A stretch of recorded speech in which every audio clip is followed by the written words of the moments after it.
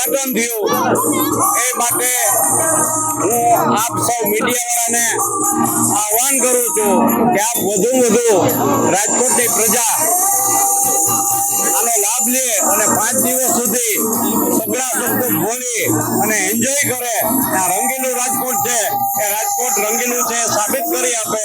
અને આ તકે ખાસ દિવાળી નિમિત્તે આપણા મોદી સાહેબનો જે મેસેજ છે કે સ્વદેશીનો ઉપયોગ કરવો, તો એ પણ હું આપના માધ્યમથી રાજકોટવાસીઓ સૌરાષ્ટ્રવાસીઓને પણ વિનંતી કરું છું કે સ્વદેશી બધા અપનાવો અને સ્વદેશી પહેરો, સ્વદેશીની ખરીદી કરો અને આપણા જે નાના લોકો છે જે એનું પ્રોડક્શન કરે છે એને પણ આર્થિક લાભ થાય એવી આપ સૌને પણ હું વિનંતી કરું છું. ભારત માતા કી જય. વંદે માતરમ. કોર્પોરેશને મને આ કાર્નિવલનું ઉદ્ઘાટન કરવા આમંત્રણ આપ્યું અને મારે હસ્તે કરાવ્યું એ બદલ કોર્પોરેશનના સર્વે સ્ટાફ, સર્વે પદાધિકારીઓ, અધિકારીને પણ અભિનંદન, વંદન. ભારત માતા કી જય.